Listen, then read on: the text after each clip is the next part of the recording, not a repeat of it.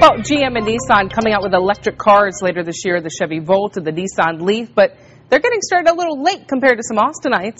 Nick Saccone shows us how in this Fox 7 Energy Team report. Some Central Texans are tired of waiting for auto manufacturers to start producing all-electric vehicles. Instead, they're taking charge and taking matters into their own hands. Brian Lassiter bought a used Saturn just so he could rip out its guts and fill it with this. 6 batteries in front, 8 batteries underneath the trunk, and 4 batteries in the trunk. It's a smooth, very quiet ride with just a whir under the hood. And it always runs on empty. He gets 45 miles per charge, enough to get back and forth from work, buy groceries, and run errands. It's kind of like driving a giant golf cart. He paid $25,000 for the used car and conversion and says it's worth it. Well, it depends on your definition of cost and effective.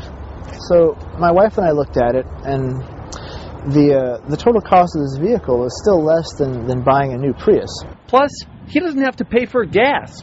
And since it's a used car, it doesn't depreciate as quickly as a new one. But that's not the main reason Brian and his wife did this.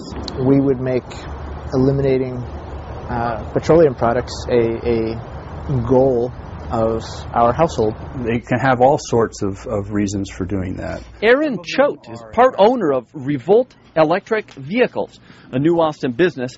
He takes cars apart and makes them electric, like this Porsche Boxster. This entire space was consumed by the 6-cylinder Boxster engine, and we've taken it all out. The engine, the exhaust, the fuel tank. The car is completely,